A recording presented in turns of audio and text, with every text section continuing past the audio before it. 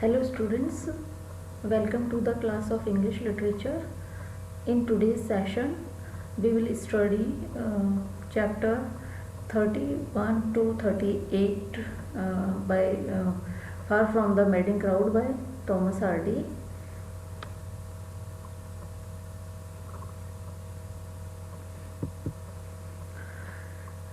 Bathsheba leaves one evening soon afterward with the intention of visiting Liddy. She has returned to Boldwood to refuse him and does not want to see him when he returns from his trip.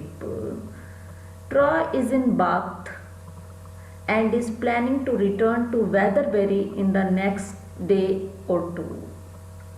On her way to Liddy's, Bathsheba runs into Boldwood, who has received a letter but will not accept her refusal. The two of them have a heated discussion in which he reminds her of the valentine she sent, and she tries to persuade him that it meant nothing. Finally, she claims that she lacks warmth. Boldwood responds by telling her that he knows she loves Troy, and he chastises her for being dazzled by brass and scarlet. She admits that she does love Troy and has kissed him. He flies into a jealous rage, declaring, "I pray God he may not come into my sight, for I may be tempered beyond myself." Bathsheba fears greatly for Troy.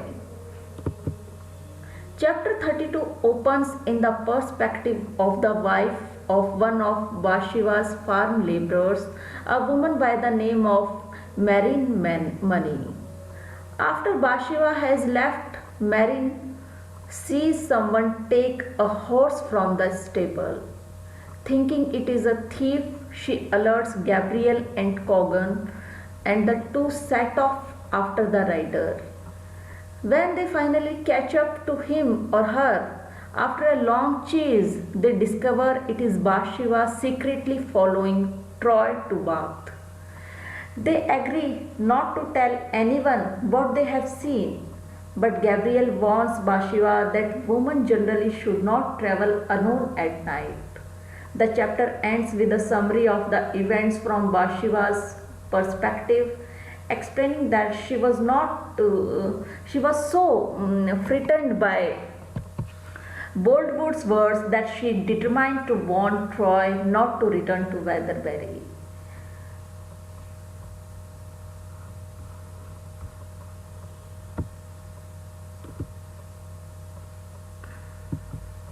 The next chapter spans 2 weeks at the farm during the oak harvest. No news of Bathsheba comes, except when Kenny Ball, one of the farm hands, comes back from seeing a doctor in Bath. He tells a group of farm workers that he saw the mistress enter a park arm in arm with a soldier. That night, Gabriel hears voices and realizes that Liddy and Bathsheba have returned. Boldwood is also walking nearby and he sees Sergeant Troy return to the carriage house. Boldwood tries to bribe Troy to marry Fanny Robin and leave Bathsheba alone. Troy claims to agree to the bribe but persuades Boldwood to wait and hear his conversation with Bathsheba first, whom he now awaits. She comes and Boldwood hears her invite Troy back to the house, and she calls him by his first name, Frank. At this, Boldwood abandons all hope, thinking she was now lost all sense of propriety. When Bathsheba has gone back to the house, Boldwood tells Troy he will now pay him to marry Bathsheba rather than Fanny, reasoning that marriage will be more honorable than the current state of affairs. At this, however, Troy brings Boldwood back to the farm and shows him a newspaper announcement revealing that he and Bathsheba are in fact already married. He refuses Boldwood's money but has utterly humiliated him. Boldwood wanders the fields all night after Troy locks him out of the house. Gabriel and Cogan learn of the secret marriage the next day when Sergeant Troy appears, greeting them and throwing money at them patronizingly to Gabriel's great distress. Gabriel's feelings are registered by Cogan's comment that his face is as white as a corpse. Soon afterward, Gabriel runs into Boldwood and notices Boldwood's look of despair. He foresees much future misery resulting from the hasty wedding. The next scene occurs at night when Gabriel begins to notice signs of bad weather. It is the night of the harvest, supper and dance, and Bathsheba and Troy have invited all the workers to celebrate the harvest and their marriage. We see the festivities from Gabriel's perspective. Then Troy announces that he wants the laborers to be served brandy and water. None of the laborers are used to hard liquor and Bathsheba objects, but Troy overrules her. She lives with the woman and children and Troy insists that the man drink brandy with him. Gabriel sleeps outside and sees yet more signs of a huge oncoming storm. The sheep are huddled together. Toads and slugs are seeking shelter. He calculates that with the wheat ricks and barley ricks, Bathsheba has 750 pounds worth of producing lying exposed to the rain. And he goes to the barn to get help in covering it. Every single one of the workers is lying passed out with Troy in the barn. Inexperience with hard liquor. Sergeant Troy ने सारे farm workers को जो है liquor जो शराब पिला दी थी, जिस वजह से सारे के सारे जो यूज टू नहीं थे उस हार्ड लिक्वर के, वो लोग बेहोश हुए हुए वहाँ गिरे हुए थे। तूफान आ गया था और गैब्रियल वहाँ पे बचाने का प्रयास कर रहा था सब शिप को, वहाँ पे जो अनाज पड़ा था उसको। Gabriel decides he will have to save the wheat and barley single handedly before the storm arrives. He works heroically to cover the wheat and then heads for the barley.